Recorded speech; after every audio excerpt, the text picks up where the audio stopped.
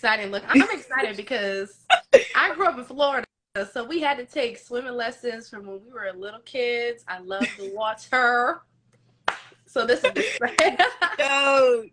Coach. What's up? I heard y'all over there talking about me. Yeah. Yeah. Listen, Coach, when we got a spare moment, it's always a time to strike up a real conversation. But, you know, I see it's been a minute since you would have had the natural hair and the braids, but it's all good. Oh, you did that. Ouch. You know I had to tell it to you. You know I had to have fun with you. For all of our viewers, I love Coach Askew, and I was excited to invite him on. I would have invited him on regardless, because his journey, you know, me following him, his journey to Howard. Y'all might not know this. This man don't coach not one, 2 sports. Ooh.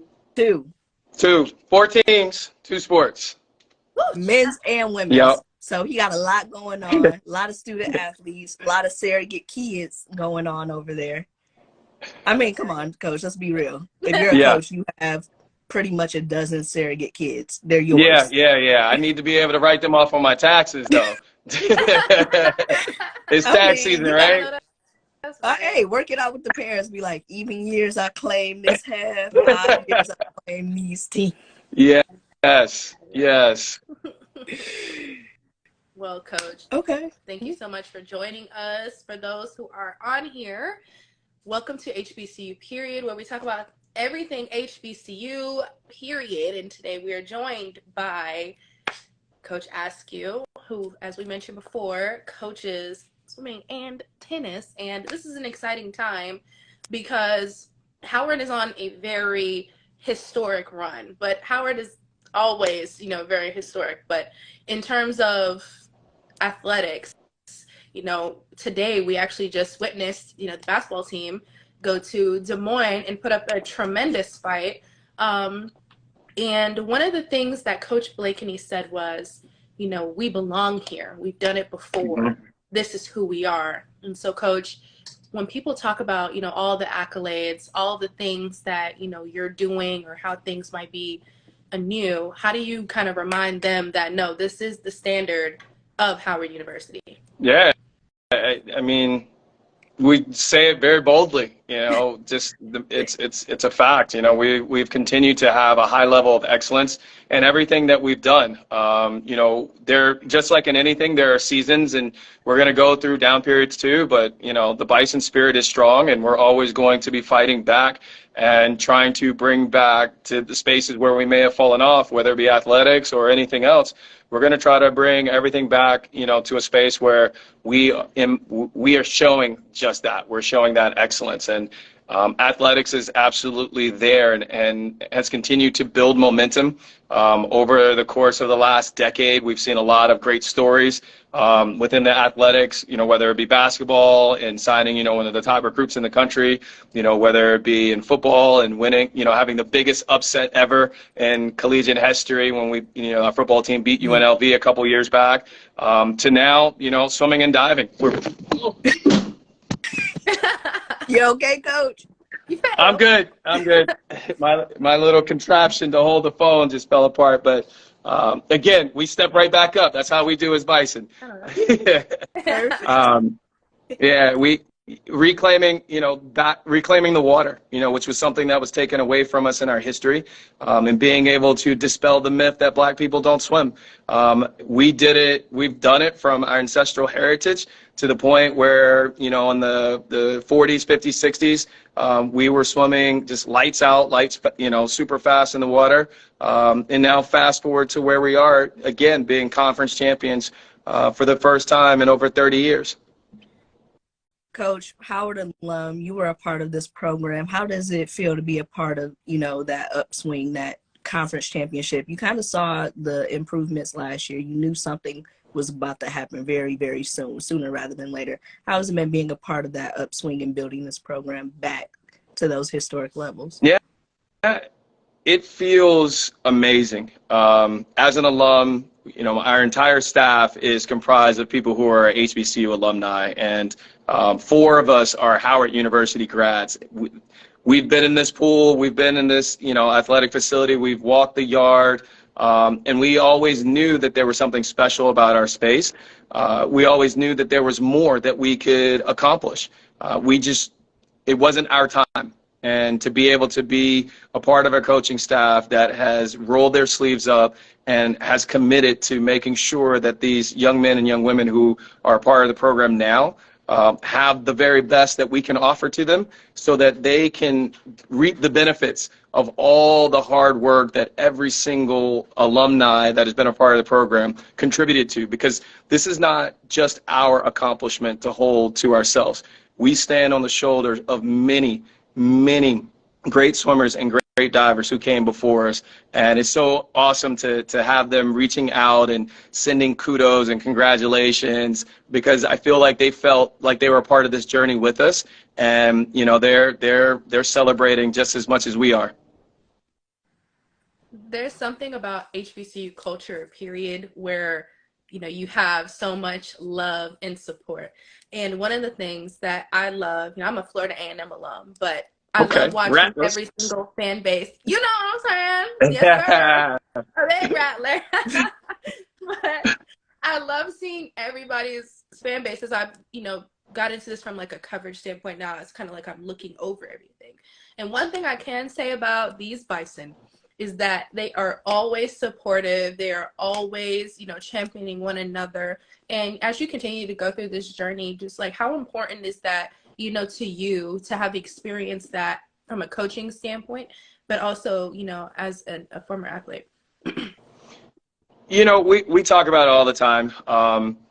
We know that we have to do our work. We have to do our job no matter what, as if nobody's watching. But it does feel good when, our alumni, our supporters, people who went to a PWI, who have been reaching out and just sending kudos. That means so much. But at the end of the day, we know that we've got to continue to do the work. We know that, the fan base can come and go. And we know that we have to make sure that we're invested to do what it takes to be a championship caliber team. But yes, it feels amazing. We were on the way traveling to conference championships, 2 or 3 weeks ago, and we stopped in, somewhere outside of Pittsburgh, and a family came into the restaurant where we were grabbing our lunch, and they were hey, we saw you guys in Sports Illustrated. That's amazing. I just had to bring my daughter in to, to see you all, and I can't believe you're here. That's huge, and that's what we do it for. The championship win is great, but at the end of the day, when we're inspiring and we're impacting, young people and young at heart people, that again gives us so much fuel to keep it up. Coach, I'm happy you mentioned that. Sports Illustrated is a competitor, but all love over here. It was actually an amazing photo shoot, article, all of it brilliantly done. You also mentioned dispelling myths about Black people can't swim. And one thing it did touch on was you can offer something no one else in the country can. The only Division I HBCU swim team. Can you talk a little bit about the culture of having, a lot of these people, maybe not a predominantly Black space, but bringing swimmers in from all across the country, and they have a safe space. Everyone on the team looks like them. Yeah. The author, Robert Sanchez, did an amazing job of putting that article together. And the photographer captured us in all our brilliance, super happy about that. And the context of that quote was, during the Battle at the Burke, which was probably one of the most influential swimming and diving competitions that has ever been put together right here at Howard, our home opener against Georgetown University. The context was, we're competing at the highest level against a former conference champion winner in Georgetown. They had just last year won the Big East Conference Championships, and here we are going toe-to-toe with them. And the majority of people in the stands, let me back up. We sold out 2,000 tickets to a swim meet. I could stop there, right? To a swim meet. We sold out. We sold tickets. People had to pay to get in. And we had over 1,200 people in attendance in the natatorium. We had an overflow section. And the big thing about that is, where would you have ever seen that happen? Where have you ever seen that happen? The majority of people in the stands are people of color, where a lot of them didn't know how to swim themselves, let alone knew the difference between the butterfly and the breaststroke, right? That's huge. So being able to have that environment where you have so many people who, this is not a space that they're familiar with. This is not a space that has been made accessible to them. It's not a space where they even felt comfortable. I mean, we've seen numerous news, videos and clips about people who were profiled at hotel pools. We go back into the history of people, trying to get people of color out of the pool by pouring in chemicals and things like that. We still had over 1,000 people in attendance. And that's where that quote came from. Where else in the world are you going to see this at the collegiate level, where we're going up against a super team, a well-coached team? Jack Levitt has done a phenomenal job with that program. And we went toe-to-toe with him. And, that's, again, one of the big reasons why we work so hard, is because we want to be the representation for other people to feel that inspiration, to feel like, okay, this is a space we can be in. And guess what? We can actually pretty dominant here too. There's no space that we shouldn't have the ability to go into. How do you hope in the years to come the landscape of HBCUs, swimming, diving, how do you hope that continues to evolve? I tell everybody all the time, if your HBCU doesn't have a swimming and diving program, you need to write some letters. You need to get on the job, because I feel like it's a disservice to our community for them not to be able to offer it. There are several young men and young women that are out there, black and brown kids, that desire an HBCU education, that are super good swimmers, are really good divers. And I know it because they reach out to me, for recruitment purposes. They're saying, I want to go to an HBCU. Howard is the only one, right? What other option do I have? That should not be the case. So any alum, Florida A&M, Rattlers, I need y'all to be writing some letters to the administration, because in Florida, there are several people to be recruited, that are recruitable, that could form a very, very strong team. And how amazing would it be to have Howard versus FAMU in the pool, right? How amazing would it be to have Morgan State and, Delaware State or North Carolina Central? And most of these schools, out of the 100 plus HBCUs, have working pools that are in good condition that could have a competitive team. And even if it's not that, all the way to a competitive atmosphere at Division I level, they absolutely should be offering learn to swim, water safety, drowning prevention as a requirement at the school. And I know that's tough. A lot of people are going to push back in it. But again, if it can save your life, I don't know if there's any bigger argument to make sure that it happens. Good, Coach. With your team, you mentioned all the recruits reaching out to you. I've also noticed you've gone a little international, not just the United States. I see Bahamian. You have kids from the Bahamas. I see Jamaica. I see Trinidad and Tobago. Can you talk about the international reach of being in this unique space, of being a HBCU, and kind of how you pretty much have your pick of Black student athletes that want this experience? Yeah, no. Absolutely. So, as an HBCU, we were developed and designed for inclusion. So anyone that desires to be here, to be a part of an HBCU, to be at Howard, is welcome. But you have to want to be here. You can't, for me as a coach, you can't just send me an email and say, I can swim and I want a scholarship. You're going to have to tell me a little bit more. I'm really big on making sure our team is always a reflection of the campus community. So most of our swimmers and divers will always be, from the Black diaspora, whether that be the continent of Africa or through the transatlantic slave trade, which had several touches and reaches in the Caribbean. So when I was in school, we had several people from the Caribbean. The Caribbean nations are known for really, really amazing student athletes. They do exceptionally well in the classroom, and they're exceptional swimmers. So that was one of the places that I definitely looked at. And when I started, took over the program in 2014, is to make sure that we can continue to make a team that looks like the campus community, but also reach out to the very, very best.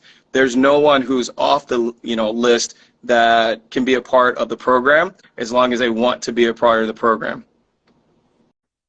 That's awesome. And I bet the Caribbean does have great swimmers because, listen, I'm from Florida. So from a very young age, you have to know how to swim with all these different bodies of water and, encouraging different lessons and probably the correct ways to do it, because my mom and daddy just tossed me in there. Yes, yeah, I was the same way. My middle brother, he got tired of me going to the pool with the two of them, and they were like, "All right, big boy, you going in the water today?" And of course, I was like, "No, no, no, no, no, no!" Tossed me right in, and walked away.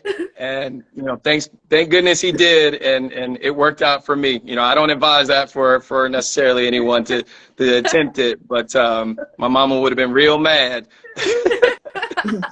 But it worked out.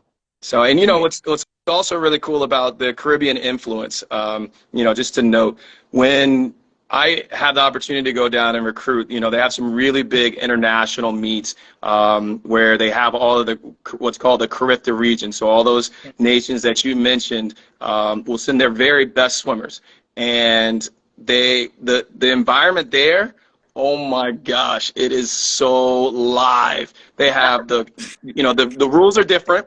So they're allowed to bring noisemakers and the cowbell, sorry, and all kinds of different horns, and the music begins playing immediately once the swimmers touch the water. And the vibe there, oh my gosh, it's unreal. So people enjoy that. And when I first saw that, I was like, yo, we got to find a way to bring that back to the bar.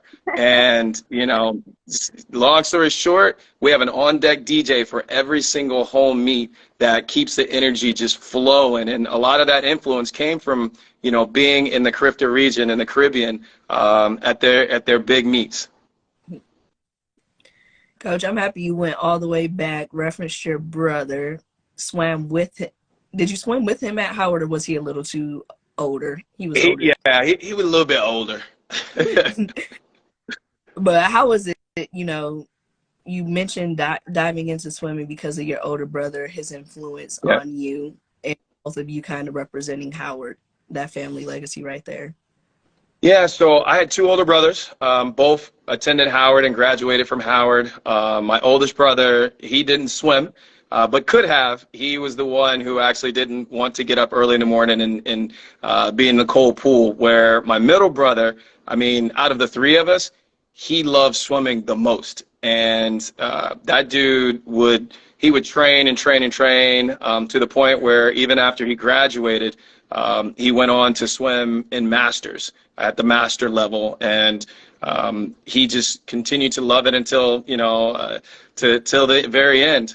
We did lose him, and that was one of the biggest reasons that I went into coaching.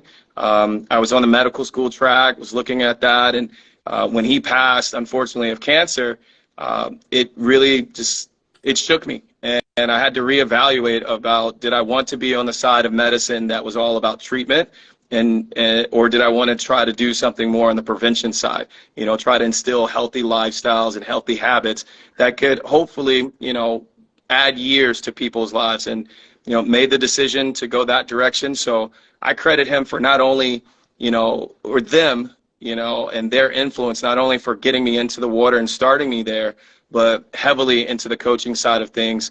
My middle brother, Mark, he was the one that passed, and, that really was, again, the thing that made me go into coaching. And then my oldest brother, Joe, he was the one who's continued to encourage me and, lift me up and support me, all the way through the way. So a ton of credit to them. Do you think that with you being in this position in close proximity to something that you both loved, you're like kind of intertwined with him? That's your brother, so you're going to be, but do you think that this brings you closer to him and just, really just keeping his memory alive, and as a way to kind of help you cope and deal with the loss? No question. You know, he was one of the only things I could think about during conference, because this was something that was so important to him. He loved Howard. He loved swimming. He was a former captain of the team. And if he would have been around to see that, I know he'd have been super proud. He's definitely proud.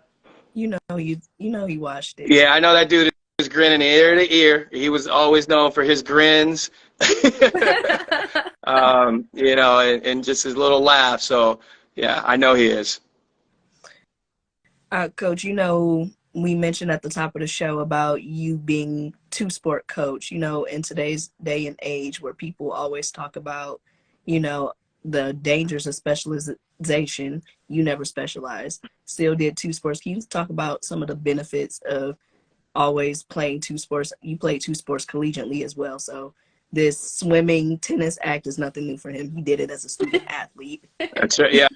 Yeah, that's right. So I swam and played tennis all 4 years at Howard. It was good, you know, for me. It worked for me. It kept me busy, kept me out of trouble a lot, because I didn't have time to get into trouble or to do to do a whole lot. But I'm a big proponent of multiple sports, especially at the early stages, because it just builds a much better athletic base. You know, you look at a lot of the top athletes out there, and most of them have played multiple sports. It's just that, you know, when they got to the more elite levels, they chose one. And some of them still were able to choose. You look at Primetime, right? You look at Deion Sanders. He two sports. You look at Bo Jackson, right? Two sports. You look at some of the most amazing tennis players like Serena Williams. You can't tell me that Serena Williams would not have been a world champion in something else if it had not been tennis as her main thing. Like, you can, I'll wait for you to convince me otherwise. She was just that. Oh my gosh, she would basketball, track. Amazing. Yeah. So the other side of that, the couple sides of that I advocate for, is because that builds a more athletic base, which builds the body capable of withstanding so much more. You know, when we have athletes that are early specialization, there's a lot of overuse and there's a lot of wear and tear on the body. There's a lot of things that, because of the sport, we're not as balanced as we potentially could be if we did multiple sports. So there's an injury factor that goes in it, and there's also a mental factor. There are things that you can take from playing different sports, competing, training different sports, where you can put that into, you know, your competitive capacity for the sports that you know, are at the top of your list or the highest priorities. And then there's also, for me, it was being able to disconnect at times. So when training for swimming got really tough, competing really tough, being able to play tennis was an outlet. It was an opportunity for me to release stress in a different way. And the same thing for when tennis training and competition got really heavy, I was able to go swim, and I was able to release that, you know, stress in a different way, which I think is really, really good. So even if it's not necessarily a sport that you continue to you know, compete at a high level at, you know, you're capable of doing other things, whether it's cycling or yoga, to be able to better manage the stress that we deal with in everyday life, and that absolutely comes with competing at a very, very high level. So, yeah, I think for all the young ones out there, you know, being able to have an incredible athletic base is something that playing multiple sports will be able to, you can accomplish by doing multiple sports. Fun fact for everyone listening, North Carolina Central quarterback, MEAC champs, Celebration Bowl champs, Davius Richard, he actually played tennis as well. So he was dual sport athlete in high school, quarterback for the football team, and also he played tennis. And he talked about, you know, some of the motions and stuff, you know, when he does his serve, it kind of helped him when it came to throwing the football. Yeah, those throwing motions, yep. Shout out to Scott Lipscomb, one of our Rodin fellows. He wrote a story, and he actually did a whole section focused on, you know, that tennis crossover. Shout out to Pee Wee. We love Pee Wee over here. Yeah. He's a great guy. He's a great guy. Coach, and quite a few of your answers today, you have mentioned just like the importance of wellness. And I want to know, from you, how do you encourage your athletes to kind of, focus on that outside of the sport, whether it be, mentally, physically, or emotionally? Yeah, if mentally and emotionally you're not managing that, then your level of success is never going to be as high as it possibly can be. So it is definitely something that we talk about as a group. We have two things a part of our success strategy. Number one is organization. Number two is communication. I'm really big on having conversations with our team, whether it be one-on-ones or small groups or, as a full group, to be able to say, this is what's coming up. This is where, what we should be feeling. Here's how we can manage that. I have a swimmer on my team, Alana Josie, and one of the things I talk to her all the time about is, and it's become her nickname, is little bites, right? Every single day, just taking little bites, because when we try to take on everything, when we're focused on all the things that are going on, we can get overwhelmed. So being able to have that type of relationship and being able to talk with each one of our swimmers and divers and tennis players, and to be able to kind of talk through the process as an alum, as somebody who has walked, the same walks and the classes and the schedules, my hope is that they listen and that they absorb, from experience, that, hey, you can get through it. Here's some strategies to do it. And even now, we have additional resources within the department, and at most schools, we have a sports psychologist that is ready and available to us by appointment or by phone call, who can also talk from more professional perspective and give even more information than any coach could, that can help each student athlete or the entire group of just managing each moment, as it comes along, and just taking those little bites, and the other side of that is we like to celebrate. Sometimes when we're going through the process and we're training and we're competing, we don't get an opportunity to really be in the moment, because as soon as it's happened, we're already focused on the next, and what do we need to do next, and what do we need to accomplish next. So we like to take time and to celebrate those moments. We have some traditions that we have on the teams that, make us feel special for that little instance, trying to give flowers when flowers are due. One of the things we do with our swim program is after every home meet, every meet, dual meet, after the coaches have gone through, what we need to talk about, the team, takes about 5, sometimes it takes 20 minutes to celebrate each other. So they will say out loud something that somebody else did well, right? Whether it be, oh, your start was amazing. Oh, I saw you get that best time, so that everyone feels like, hey, somebody noticed. And that feels good, because, we're already thinking about what the next meet is or the next competition is. That's really, really a good thing. And one of the things we do on our tennis team is before we start practice or we start matches, we do affirmations. Hey, I've seen you working on your serve, and you're killing it right now. That thing is big, and taking a moment to celebrate each other, I think, is really important, because it lets people know that, hey, I'm not in this alone. I feel the struggle like everybody else, but my teammates are paying attention. My coaches are paying attention. They see the progress, and that's what we're searching for every day is progress, not perfection. Okay, take that note, everyone. Progress, not perfection. Yes. Coach, you talk about mental health and wellness. As a coach, how do you kind of manage that, especially when you got to leave swimming, now you at tennis?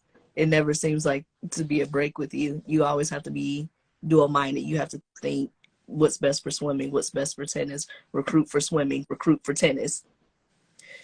Yeah, it's not easy. It's not easy. And, coaching is a tough job, because, when things are high, people pat you on the back. When things are low, people point a finger, and there's a lot of second guessing. There's a lot of questioning, and it's rightfully so because, people don't have the same experience or information that the coaches have or the coaching staff has. So, they're quick to be like, oh, I don't know about that. Why did they do that? And coaches have to be thinking about the team and about the group and what's best at all times before they put even themselves or any individual, out in front, or any individual needs. And we try to talk about that as much as possible, and it definitely gets tough. And, we feel it as coaches when, the team or someone else is not necessarily in alignment, but, you gotta have thick skin. You gotta have, really strong shoulders, and you've got to lean on the people around you. Like I've got an incredible coaching staff on both sides. My tennis staff is amazing. Like Nipsey Hussle says, they're 10 toes down. My swim squad, my swim coaches, they've been with me, for 8 seasons now, and we're all on the same page, and we're all, pushing together. We do it in different ways, and we try to have our own unique, authentic selves as coaches. But every one of us in both of my programs, I know wholeheartedly that they're going to always do the very best for the program, and that helps me to be able to trust and know that we have those type of people on staff that are pouring into these young men and young women. And I try to reciprocate that, try to support them as much as I possibly can, and ask the question, how are you feeling? Are you okay? What can I do? Where do you need me? And they do the same for me. And we have a great open line of communication.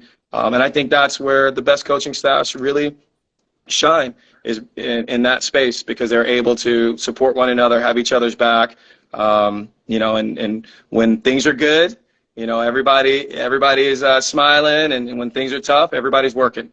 So I think it's important to just really harp on how important it is to take care of yourselves. There's this trend on TikTok. I don't know if you're on TikTok, but there's this trend on TikTok, and it's all these, student athletes who basically are saying it only took one coach that basically destroyed their passion for, whatever sport that they're playing. And I just think it's so important to, have somebody like you in your position, coaching 2 different sports, 4 different teams, just talk about how important it is to take care of, not only your players and make sure that they're okay, because eventually they stop swimming, or they stop picking up the racket. But to, make sure that they grow as men, as women, is extremely important. And also in taking care of yourselves, because that's another thing, people really might not speak about, how coaches also have to take care of themselves. So I admire that a lot. Yeah, no, thank you. And that was such a priority for me, is making sure that our coaching staff is so dynamic that, there's so many different personalities. There's people you're going to gravitate towards, and being able to have so many dynamic people part of the coaching staff, where our athletes can feel comfortable, being able to talk, more freely with someone else, even if it's not me, because I don't claim to be the coach for everybody. I wish I could be, but that would be unreasonable for me. That would be delusional for me. But I know that the coaching staff that we have on both sides, every athlete should be able to find, someone on our coaching staff that, hey, can I talk to you for a minute? And be able to receive, the type of coaching that they can offer, but we're still speaking the same language, just, slightly different accents. Coach. And wrapping up, you've been an amazing guest. Had you a little longer than I promised, but it's been very informative. It's all good. Had some good takeaways. My last question for you: 8 years as a part of this program, history-making conference title. What's next? Where do you kind of see this team? How do you build off of this, and where do you see this team going in the next few years? The beautiful thing is, this season didn't surprise us, because year after year, we've been on the right trajectory. We've been doing things the right way, and building each and every season from the ground up. And that's something that I always give a ton of credit to every athlete that came before, and every alumni that was a part of the program. I see us winning conference championships multiple years, both on the men's side, and when we win on the women's side, it will be the first conference championship ever for our women's program.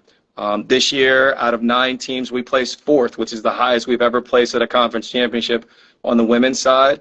And, you know, our group that is graduating, they did a great job of continuing to build the framework. Our juniors, sophomores, and freshmen, and our new recruits that are coming in, they are all, you know, 100% on and a part of the mission. You know, the women are hungry. They want a ring too. You know, they really, really do. And that's right, ring me.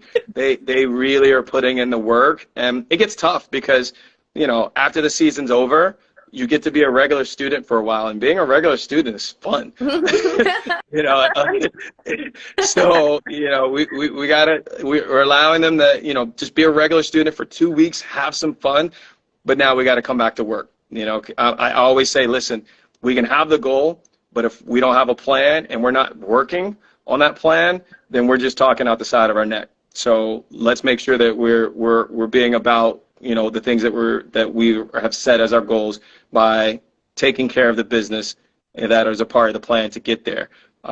So I definitely see that. I see more Olympic trials qualifiers. I see more Olympians in our future. Biggest thing for us is making sure that our graduation rate continues to stay in the 90%. Biggest thing for us is seeing them walk across that stage at the end of their 4 years with their cap and their gown and being magna cum laude, summa cum laude, and even a few might be thank you laudes. Those are big accomplishments for us, because at the end of the day, you know, you're a student. That's why you came to Howard, and we do have the privilege of being able to participate, you know, and compete at the Division I level. So there's so much more. When I first took over the program, I had a long list of things that I wanted to accomplish. I'm only halfway done. Ooh. I know that's right, Coach. I don't even think that we could end it on a better note than that. But Coach, thank you so much for your time. We greatly appreciate you, and we greatly appreciate your contributions to the HBCU space that you're making. It really does mean a lot, and we're very, very proud of you. But is there anything that you would like to say signing out? You want to shout out the hometown? Shout out the Oh yeah, I got to shout out the hometown, K-Town, Kinston, North Carolina. That's born and raised. That's my folks down there. They class of '96, Mighty Vikings. Class of 2000, Howard University Bison. Last thing I'll leave you guys with for sure is continue to support your HBCUs and your programs. You know, we cannot continue, even with all the great things that we're doing in the pool, on the basketball court, without continued support, especially in the financial domain. So if you are capable, if you are able, please financially support all of your HBCU programs. If you don't have a favorite one, you can definitely join the HU Swim and Dive fan base or the HU Tennis fan base. We'll welcome you with the biggest arms and the biggest hug ever. Okay. Coach said I'm leaving here with something. Yes, Coach said put the conference title in my bag. He said I'm leaving here with donations as well. Coach said. Oh yeah. Don't play with him. Don't play with him. Thank you again. It was a pleasure having you. Absolutely. And the wisdom, the advice, everything. We really appreciate you. Wishing you and tennis the best. And we'll see you soon. Thanks so much for having me. This was tons of fun. Good luck and God bless all of you. God bless you as well. Bye.